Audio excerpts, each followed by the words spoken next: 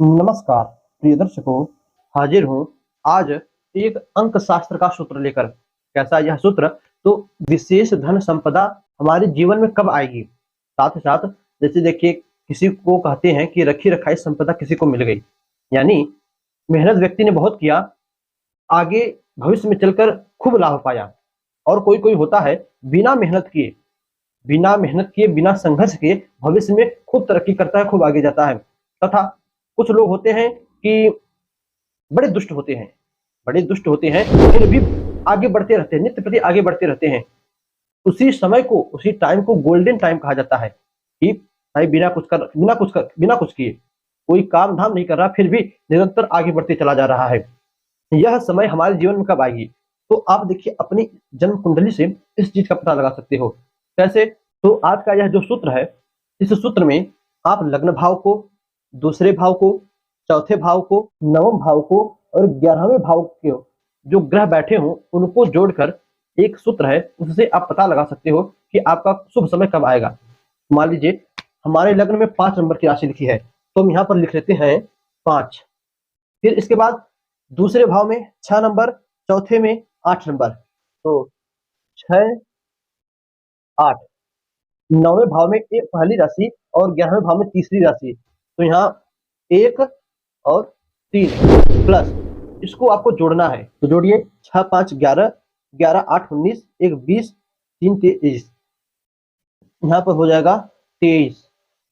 फिर उसके बाद इन्हीं खानों में जो ग्रह बैठे हों उन ग्रहों का मूलांक का स्क्रीनशॉट मैं आपको स्क्रीन पर लगा दूंगा, आप देख लीजिएगा। इन ग्रहों के सामने जो अंक लिखा है वो इन ग्रहों का मूलांक है, तो आप इसका स्क्रीनशॉट ले लीजिए। और आपकी कुंडली में जो ग्रह इन इन खानों में बैठे हों, पहले में, दूसरे में, चौथे में, 9वें में, 11वें में, ग्रहों में, उन भावों में जो ग्रह बैठे हो उनका मूलांक आप निकाल लीजिए। जैसे आप स्क्रीनशॉट देखिए, स्क्रीनशॉट पर सूर्य का मूलांक 7 नंबर है, चंद्रमा का 3 नंबर है, मंगल का 10 नंबर है। तो आप हमारी कुंडली में देखिए, कुंडली में राहु बैठे हैं लग्न में, दूसरे भाव में गुरु बैठे हैं। स्क्रीनशॉट देखिए, स्क्रीनशॉट में राहु पहले खाने में बैठा है, तो राहु के सामने 0 नंबर लिखा है, यानी राहु का कोई मूलांक नहीं है। गुरु के सामने 9 नंबर लिखा है, तो गुरु का मूलांक हो गया 9, तो हम यहाँ पर लिखेंगे पहले गुरु का मूलांक 9 नंबर। फिर 8वें भाव में शनि देव बैठे हैं, 9वें भाव में सूर्य और मंगल। एक बात और, अब एक खाने में 2 ग्रह बैठे हैं, तब क्या करें? तो इन दोनों का मूलांक आपको जोड़ना होगा। और मान लीजिए किसी खाने में कोई ग्रह ना बैठा हो, दूसरे में मान लीजिए कोई ग्रह ना बैठा है, तो तब उस खाने को आप छोड़ दीजिए, यहाँ पर देखिए आप 2 ग्रह बैठे हैं, पहला हमने लग्न का ले लिया, दूसरे का ले लिया, चौथा है शनि और 9वें भाव में बैठे शुक्र मंगल, इनका भी मूलांक लिख लीजिए। शनि का हो जाएगा 1, सूर्य का हो जाएगा 7, मंगल का हो जाएगा 10। इसके बाद 11वें खाने में शुक्र देव बैठे हैं, इनका मूलांक हो जाएगा 5 नंबर, तो आप यहाँ पर फिर 5 लिख लीजिए। अब इन सभी को जोड़ना है, तो फिर जोड़िए 9, 1, 10, 10, 7, 17, 17, 5, 17, 10, 27, 27, 5, 32, तो यहाँ पर आ जाएगा 32, 32।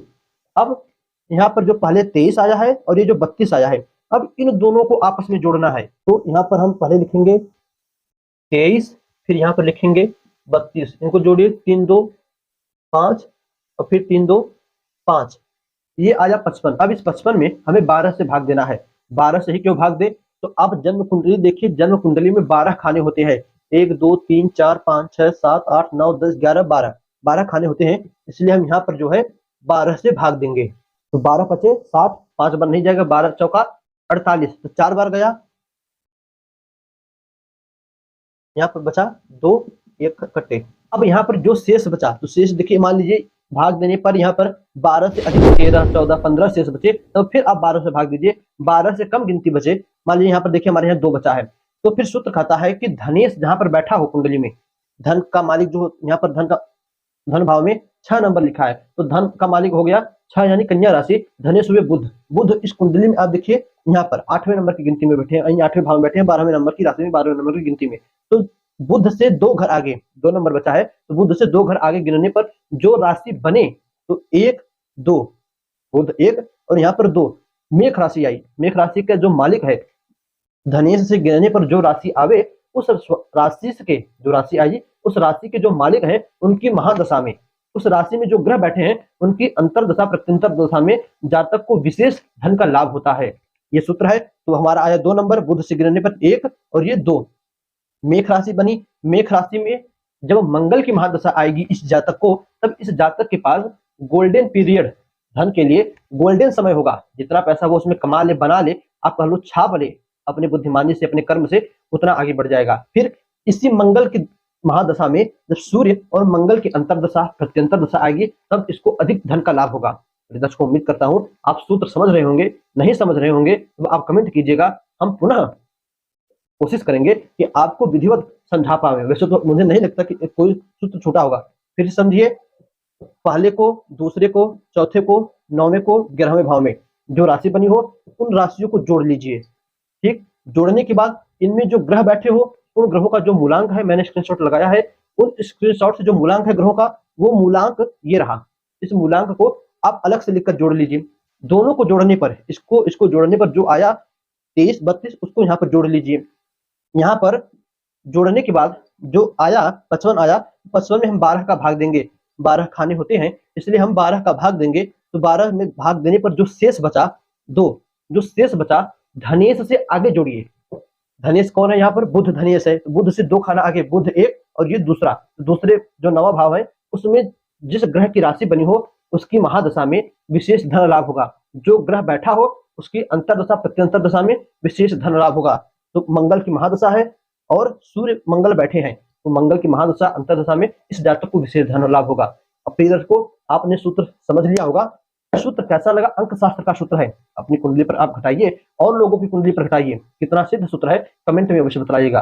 तो बस आप अपनी एक बात और, हमने एक श्रृंखला चालू की है कि नए लोगों की कुंडली, नए अर्थात जो हमारे दर्शक हैं उन लोगों की कुंडली, देखिए भाई अभी तो ज्यादा सब्सक्राइबर भी नहीं है, किंतु जितने भी हैं उन लोगों में बहुत लोगों का फोन आता है या मैसेज करते हैं या कमेंट में ही करते हैं, पंडित जी हमारी कुंडली देखिए। तो हमने श्रृंखला प्रारंभ की है कि आपके किसी एक प्रश्न का जवाब जो आपको उचित लगे और जरूरी लगे कि नहीं हमें पता होना चाहिए, उस एक प्रश्न का जवाब आप कमेंट में लिखिए। अपनी डेट ऑफ बर्थ लिख दीजिए, जिस तिथि में आपका जन्म हुआ है, जिस समय आपका जन्म हुआ है, जिस जिले में आपका जन्म हुआ है, और आपका जो प्रश्न है अपना नाम लिख के आप कमेंट में डाल दीजिए। अगर हम हर संडे को एक वीडियो बनाते हैं जिसमें आपके प्रश्नों का जवाब दिया जाता है। आप अपने प्रश्न कमेंट में लिखिए। इस सप्ताह आप प्रश्न लिखेंगे तो इसी सप्ताह के रविवार को वह प्रश्नों का उत्तर आज आपको मिल जाएगा। आप अगले सप्ताह लिखते हैं तो अगले सप्ताह का उत्तर आपको अगले सप्ताह के संडे में मिलेगा। तो फिर दर्शकों, अपना प्रश्न लिखिए। सूत्र कैसा लगा कमेंट में अवश्य बताइएगा। तो बस आज इतना ही, इजाजत दीजिए। हमें पुनः आपसे मुलाकात होगी किसी नए वीडियो में, नए टॉपिक के साथ। तब तक के लिए नमस्कार।